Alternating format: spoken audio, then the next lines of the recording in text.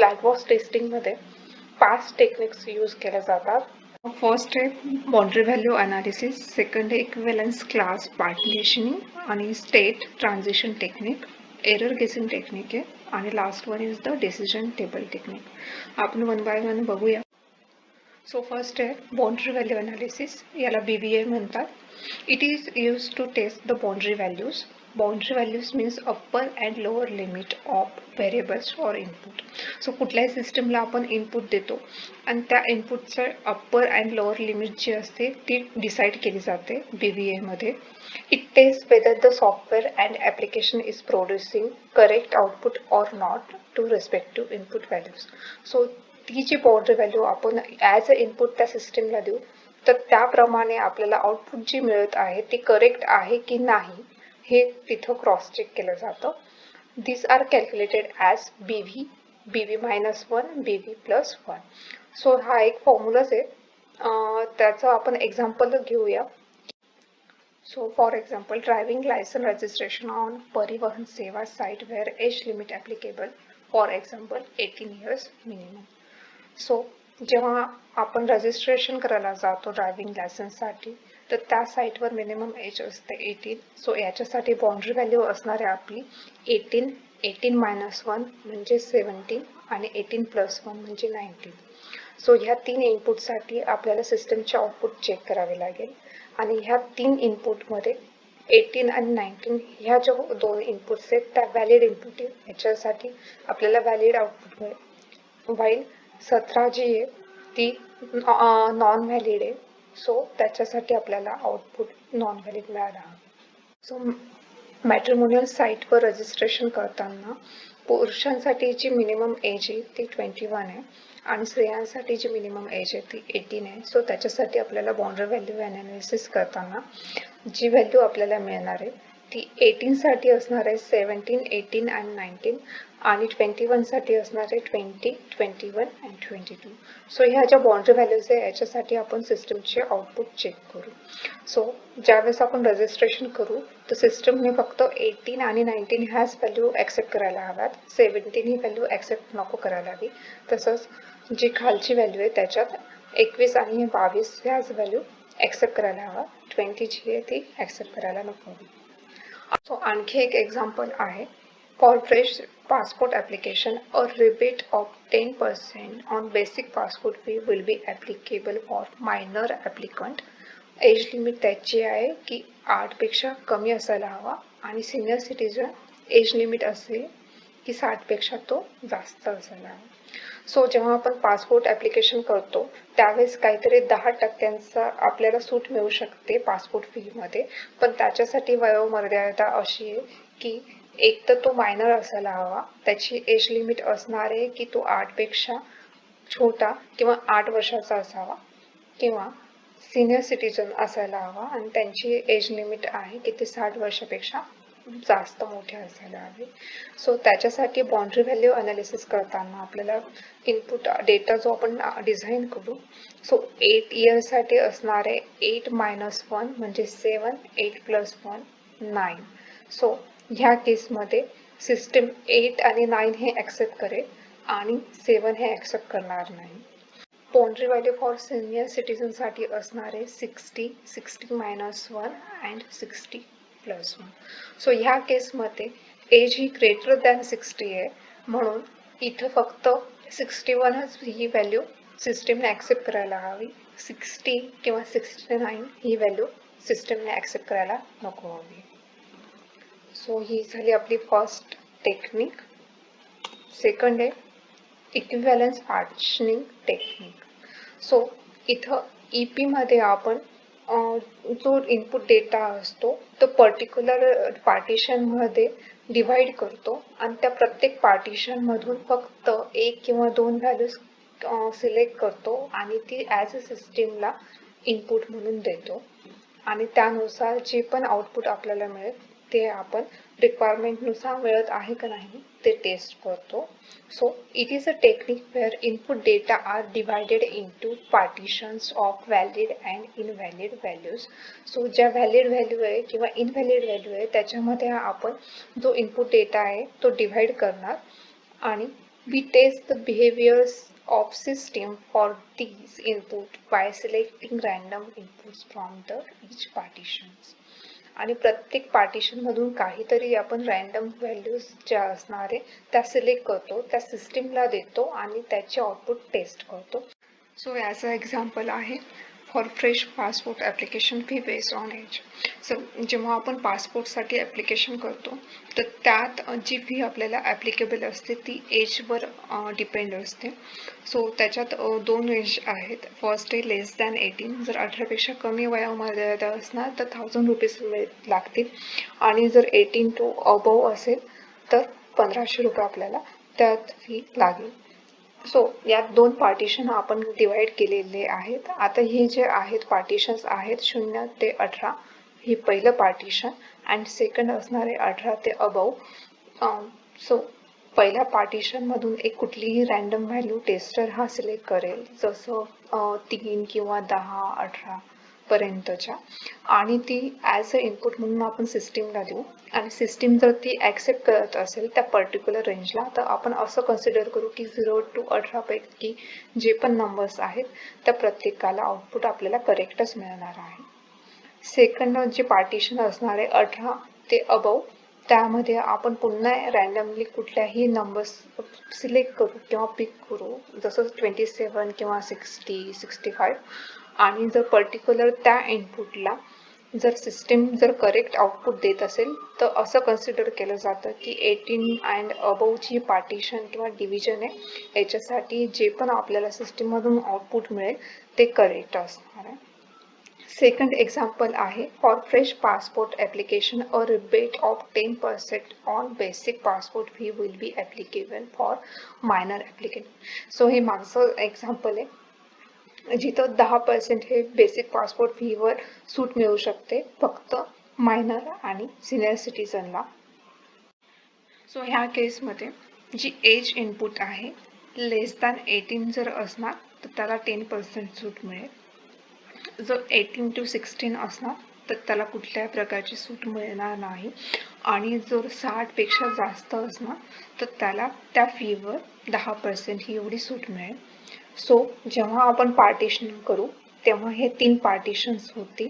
So 0 to 18, 18 to 16 आणि 16च्या above जे पण असणार आहे ते.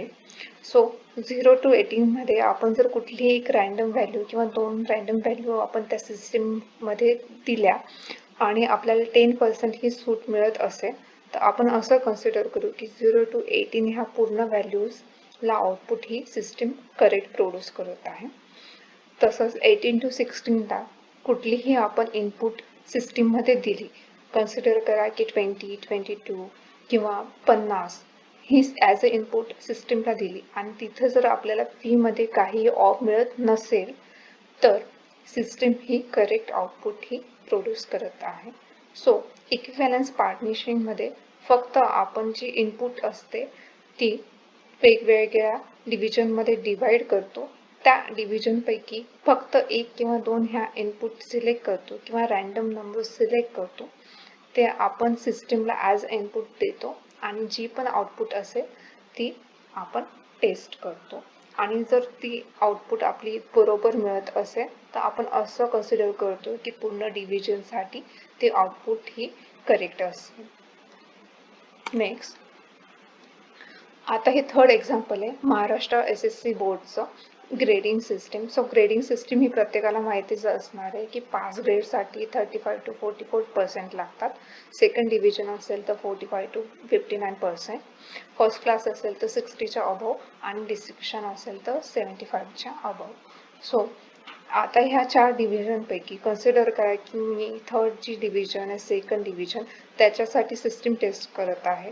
तो 45 to 59 ह्या डिव्हिजनपैकी मी कुठलाही एक रॅन्डम नंबर पिक करेल. कन्सिडर करा की मी केला 50. त्या 50 साठी जर मला सेकंड डिव्हिजन हे ॲज अ आउटपुट मिळत असेल तर मी कन्सिडर करेल की ही पूर्ण सिस्टीमसाठी तो as a output second division हे करेक्ट प्रोड्यूस करत आहे. Next, state transition technique. So it is used to test the behavior of system or application when different input values are given to the same function. So आता एका फंक्शनला किंवा एका फंक्शनॅलिटीला जर different input दिल्या आणि त्या डिफरंट इनपुटला ॲप्लिकेशन हे कसं बिहेव करते जर ते टेस्ट करायचं असेल तर आपण म्हणू त्याला state transition technique. This applicable to those applications that provide the specific numbers of attempts to access the applications. आता याचं एकदम सोपं एक्झाम्पल म्हटलं तर ATM कार्ड. ज्यावेळेस आपण ATM कार्डमध्ये 3 वेळा इनकरेक्ट पिन टाकतो तर 24 आवर्ससाठी ते ब्लॉक होतं. सो याची जी स्टेट असते एक असते की आपण ATM कार्ड पहिले ॲक्सेस करू शकतो. फर्स्ट अटेम्प्टला ॲक्सेस केलं आणि जर राईट पिन केलं तर आपल्याला तिथून पैसे काढता येतील.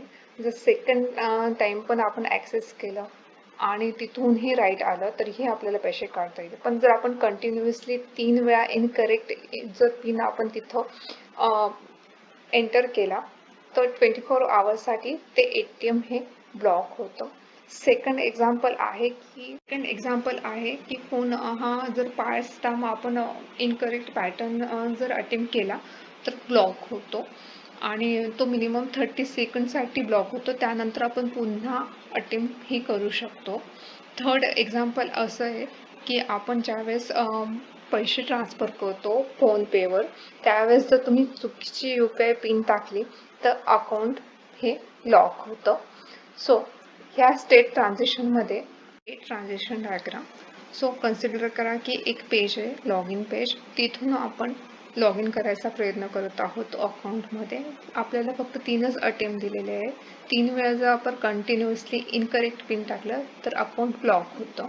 सो ही एक स्टेट 1 आहे लॉग इन पेजची. ही स्टेट 2 आहे जर आपण फर्स्ट टाइम अटेम्प्ट केलं आणि जर करेक्ट लॉग इन केलं तर आपल्याला होम पेज दिसेल. जर इनकरेक्ट केलं तर पुन्हा आपण लॉग इन पेजवर येतो आणि आपण सेकंड अटेम्प्ट करू शकतो. तर सेकंड टाइम आपण करेक्ट अटेम्प्ट केलं तर पुन्हा आपल्याला होम पेज दिसेल. जर कन्सिडर करा की इथं आपण इनकरेक्ट अटेम्प्ट केलं सो आपल्याला थर्ड टाइम पुन्हा लॉग इन पेजवर जाऊन अटेम्प्ट करता येतो. अँड थर्ड टाइम जर तुम्ही कन्सिडर करा की पेजवर पासवर्ड चुकीचा टाकला सो अकाउंट आपलं हे ब्लॉक होतं. सो 24 आवर्स नंतर पुन्हा आपण ते लॉग इन पेज ट्राय करू शकतो लॉक करण्यासाठी.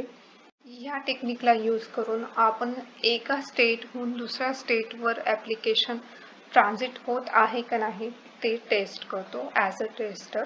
सो लॉग इन होऊन जर मी करेक्ट पेजवर जर गेले तर मला होम पेज दिसत आहे का नाही. जर मी इनकरेक्ट पिन पासवर्ड जर टाकला आणि लॉग इन करायचा प्रयत्न केला तर अकाउंट ब्लॉक होत आहे का नाही हे आपल्याला टेस्ट करावं लागतं. आणि त्याचबरोबर की 24 आवर्ससाठीच बरोबर हे अकाउंट ब्लॉक होत आहे का नाही हे पण आपल्याला टेस्ट करावं लागतं. सो ही एक टेक्निक आपण यूज करतो ब्लॅक बॉक्समध्ये. नेक्स्ट आहे एरर गेसिंग. सो एरर गेसिंग ही सगळ्यात सोपी आणि सगळ्यात कठीण टेक्निक आहे. तर ती अशी. So it is a technique in which there is no specific method or rules applicable for identify the error. कुठलाही रूल किंवा मेथड आपण इथं ॲप्लिकेबल नाही आहे एरर फाइंड आउट करण्यासाठी.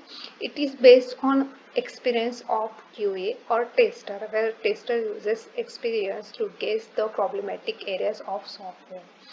So सगळ्यात सोपी यासाठी आहे की कुठलाही रूल किंवा मेथड आपल्याला इथं यूज करायची नाही आहे. आपण जस्ट एक्सपिरियन्सच्या बेसवर ही एरर गेसिंग टेक्निक यूज करू शकतो. आपल्याला जे ॲप्लिकेशन दिलेले असणार बेस्ड ऑन आपल्या एक्सपिरियन्सवर आपल्याला माहीत असतं की कुठल्या मॉड्यूलमध्ये किंवा कुठल्या एरियामध्ये आपल्याला जास्त डिफेक्ट सापडायची शक्यता असते. सो त्यावरून आपण फक्त सिम्पली एरर जो आहे तो गेस करतो. सगळ्यात कठीण याच्यासाठी की त्याच्यासाठी आपल्याला खूप सारा एक्सपिरियन्स हवा असतो. सगळ्यात सोपे याच्यासाठी आहे कारण त्याच्यासाठी कुठल्याही प्रकारची मेथड किंवा रूल्स आपण तिथं ॲप्लिकेबल करत नाही. सो नेक्स्ट आहे decision table technique. It is a systematic approach where number of input combinations and respective system behavior are captured in tabular form. We have to find the number of condition combinations and their respective behavior. So decision table हे काही नाही फक्त जे आपण input as a सिस्टीमला देतो त्याचे combinations आपल्याला मॅक्झिमम फाइंड आउट करावे लागतात आणि ते एका टेबलमध्ये लिहावे लागतात. आणि त्या प्रत्येक कॉम्बिनेशनला आउटपुट काय मिळेल आपल्याला सिस्टीममधून ते आपल्याला ऑलरेडी लिहावं लागतं आणि त्याप्रमाणे सिस्टीम वर्क करत आहे का नाही ते टेस्ट करावं लागतं. त्याचं सगळ्यात सोपं एक्झाम्पल आहे की लॉगिन पेज. लॉगिन पेजवर हे 2 इनपुट असतात, युजर नेम आणि पासवर्ड. आता ह्या 2 इनपुटसाठी आपल्याला किती नंबर्सच्या कंडिशन्स किंवा किती कॉम्बिनेशन आपण मॅक्झिमम बनवू शकतो पहिले ते फाइंड आउट करावं लागतं. सो त्याच्यासाठी एक फॉर्म्युला आहे 2n म्हणजेच 2चा nth घात. आता n म्हणजे असतं इनपुट. आता ह्या एक्झाम्पल मध्ये इनपुट आहे 2, सो 2चा दुसरा घात म्हणजे 4. सो टोटल कॉम्बिनेशन्स आपले बनतील 1 2 3 4. सो युजर नेम एकदा व्हॅलिड असणार आहे, युजर नेम एकदा फॉल्स म्हणजे इनव्हॅलिड असणार आहे. पुन्हा पासवर्डचं पण कॉम्बिनेशन त्या प्रत्येक युजर नेमला सेम असणार आणि त्यानंतर सिस्टीममध्ये काय आउटपुट आपल्याला मिळत आहे ते रिक्वायरमेंटनुसार आपल्याला टेबलमध्ये लिहावं लागेल. आता प्रत्येक वेळेस आपण टेस्ट केसमध्ये हे सगळं डिटेल नाही लिहू शकत, म्हणून आपण डिसिजन टेबल यूज करतो, ज्यात फक्त एक छोट्याशा टेबलमध्ये आपण नंबर ऑफ कॉम्बिनेशन्स लिहून त्याची रिस्पेक्टिव्ह ॲक्शन्स म्हणजे आउटपुट ती स्टेट करू शकतो. कन्सिडर करा की आपण इथं व्हॅलिड युजर नेम एंटर केला आणि पासवर्ड हे जर व्हॅलिड असेल तर आपली जी ॲक्शन किंवा जे आउटपुट असेल सिस्टीमचं ते लॉग इन व्हायला हवं असं असायला पाहिजे. जर कन्सिडर करा की युजर नेम हे ट्रू असेल, अच्छा ट्रू म्हणजे व्हॅलिड अँड एफ म्हणजे फॉल्स म्हणजे इनव्हॅलिड. सो पासवर्ड जे असणार आहे इथं इनव्हॅलिड टाकलं तर जी ॲक्शन असेल तर आपल्याला पुन्हा ट्राय करावं लागेल लॉग इनसाठी, इथं लॉग इन होणार नाही. सेम जर युजर नेम आपण इनव्हॅलिड जर एंटर केलं आणि पासवर्ड जर व्हॅलिड एंटर केलं तरीही आपण लॉग इन करू शकत नाही. आणि लास्ट केसमध्ये युजर नेम आणि पासवर्ड जर दोघेही इनव्हॅलिड असणार आहे तरीही आपण त्या पर्टिक्युलर पेजमध्ये लॉग इन करू शकत नाही. सो असे नंबर ऑफ कंडिशन्स आपण फाइंड आउट करतो आणि त्या प्रत्येक कॉम्बिनेशन्सला आपल्याला काय एक्सपेक्टेड असणार ते फाइंड आउट करायचा प्रयत्न करतो किंवा टेस्ट करण्याचा प्रयत्न करतो. सेकंड एक्झाम्पल आणखी एक घेऊया की कन्सिडर करा की एक कॅफे सिस्टीम आहे आणि त्याच्यात आपल्याला 3 रिक्वायरमेंट्स दिलेल्या आहेत. आता ह्या ज्या 3 रिक्वायरमेंट्स आहेत यांना आपण रूलही म्हणू शकतो, इनपुटही म्हणू शकतो आणि ह्या इनपुटवरून आपल्याला टोटल नंबर ऑफ कंडिशन्स ह्या फाइंड आउट कराव्या लागतात. फॉर्म्युला ऑलरेडी मी तुम्हाला सांगितला आहे 2n असणार आहे. सो रूल आहे, फर्स्ट जर न्यू कस्टमर असेल तर त्याला 20% डिस्काउंट मिळेल. जर ती कॅफे सिस्टीममध्ये जर एक्झिस्टिंग असणार तर त्याला 10% मिळणार आणि जर तो पर्सन त्याच्याकडे जर एक व्हॅलिड कुपन असेल तर त्याला 20% डिस्काउंट मिळणार, but maximum total discount will be 30. So जास्तीत जास्त त्याला फक्त 30 पर्यंतच डिस्काउंट मिळू शकतो, त्याहून जास्त मिळू शकत नाही. सो असे हे 3 इनपुट किंवा आपण 3 रूल सांगूया. ह्या रूलवरून आपण नंबर ऑफ कंडिशन्स बघूया, म्हणजे याचे जे 3 कॉम्बिनेशन फॉर्म होतील ते किती असतील ते असणार आहे 2⁵ n, 2चा तिसरा घात म्हणजे 8. जर नंबर ऑफ रूल जर 4 असते तर 2चा चौथा घात आला असता, जर इथं 5 असते तर 2चा 5वा घात. तेवढे कॉम्बिनेशनसाठी आपल्याला सिस्टीम टेस्ट करावी लागली असते. टोटल 8 कंडिशन आपल्याला मिळते. आता इथं ट्रू म्हणजे आहे की व्हॅलिड आणि फॉल्स म्हणजे आहे की इनव्हॅलिड. सो पहिली कंडिशन अशी आहे की तो पर्सन हा न्यू आहे, एक्झिस्टिंग आहे आणि त्याला ॲडिशनल कुपनही आहे त्याच्याजवळ. सो ही कंडिशन कधीही ट्रू असू शकत नाही, कारण की जर तो नवीन असणार आहे तर तो एक्झिस्टिंग नसणार आहे, म्हणून इथं ॲक्शन त्याला काहीही सूट मिळणार नाही. सो सिस्टीमचे आउटपुट असेल की त्याला कुठल्याही प्रकारचा डिस्काउंट मिळू शकत नाही, इनव्हॅलिड कंडिशन आहे. सेकंड कंडिशन आहे की तो पर्सन हा नवा आहे आणि एक्झिस्टिंग आहे. ह्या दोघी condition at a time true होऊ शकत नाही, म्हणून इथंही कुठलीही ॲक्शन मिळणार नाही. ही इनव्हॅलिड केस आहे. इनव्हॅलिड केस म्हणजे आपण ह्या केस इथं टेस्ट करत नाही. थर्ड केस आहे की तो नवीन आहे आणि त्याच्याजवळ कुपनही आहे. सो नवीन असल्यामुळे त्याला 20% डिस्काउंट मिळेल आणि त्या व्यक्तीकडे कूपन अवेलेबल आहे म्हणून त्याला 20% मिळेल. सो टोटल आहे 40, पण आपल्याला आणखी एक कंडिशन अशी दिली आहे की maximum discount will be only 30. So 30% पर्यंत मॅक्झिमम डिस्काउंट मिळू शकतो. म्हणून ज्यावेळेस जर आपण सिस्टीममध्ये as a input Naveen customer आणि ॲडिशनल कूपन जर तिथं दिलं तर आपल्याला आउटपुटमध्ये सिस्टीममध्ये फक्त 30% पर्यंतच डिस्काउंट मिळायला हवा, 40 नको. जर 40 मिळाला तर तिथं सिस्टीममध्ये बग आहे, आपण असं कन्सिडर करू. नेक्स्ट कंडिशनचं कॉम्बिनेशन असणार आहे की तो कस्टमर नवीन आहे आणि त्याच्याकडे कुठल्याही प्रकारचं कूपन नाही. सो त्याला ह्या केसमध्ये फक्त 20% डिस्काउंट मिळेल, म्हणजे ही आपली आउटपुट 20% असायला हवी. पुन्हा नेक्स्ट आहे की तो एक्झिस्टिंग कस्टमर आहे आणि त्याच्याकडे ॲडिशनल कूपन आहे. ह्या केसमध्ये एक्झिस्टिंगसाठी 10% प्लस कूपनसाठी असणार 20, म्हणजे टोटल 30%चं डिस्काउंट त्याला मिळाला आहे. नेक्स्ट असणार आहे की तो कस्टमर हा एक्झिस्टिंग असणार आहे पण त्याकडे कुठलंही कूपन नाही, तर ह्या केसमध्ये त्याला 10% डिस्काउंट मिळेल. आणि पुढच्या ज्या 2 कंडिशन्स आहेत त्यात दोघेही मध्ये कुठलंही त्याला डिस्काउंट मिळणार नाही, कारण लास्ट जी आहे ती इनव्हॅलिड आहे, कारण तो नवा नाही, एक्झिस्टिंगही नाही आणि त्याच्याकडे कुठलंही कूपन नाही. सेकंड लास्ट वन कंडिशन ज्यात कस्टमर हा नवीनही नाही आणि एक्झिस्टिंगही नाही, म्हणून त्याला त्या कॅफेमध्ये कूपन असलं तरीही कुठल्याही प्रकारचं डिस्काउंट मिळणार नाही. सो ही पण इनव्हॅलिड कंडिशन आहे. अशी कंडिशन असू शकत नाही की तो नवीनही नाही आणि एक्झिस्टिंगही नाही.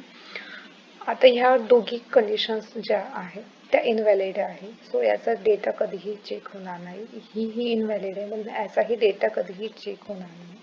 सो आपण ॲज अ इनपुट म्हणून फक्त 3rd, 4th, 5th, 6th याचा डेटा आणि लास्ट वन म्हणजे 8 याचा डेटा फक्त चेक करू. आणखी एक लक्षात ठेवा की ह्या टेक्निक्स यूज करताना आपल्याला कोणीही प्रॅक्टिकल लाईफमध्ये सांगत नाही की कुठली टेक्निक कुठे यूज करायला हवी. हे टोटल टेस्टरच्या ॲनालिसिसवर असतं. आपल्याला टेस्ट डेटा कसा डिफाईन किंवा डिझाईन करायचा आहे त्यावर आपण ह्या टेस्ट केसेसच्या ज्या टेक्निक्स आहेत ह्या यूज करतो. सो कुठलीही टेक्निक आपण कुठं पर्टिक्युलरली यूज करायला हवी हे आपण स्वतः ॲज अ टेस्टर डिसाईड करायला हवं. So thank you for watching. जर व्हिडिओ पाहून तुम्हाला कुठलीही हेल्प मिळाली असणार तर प्लीज लाईक, सबस्क्राईब आणि शेअर करा. थँक्यू.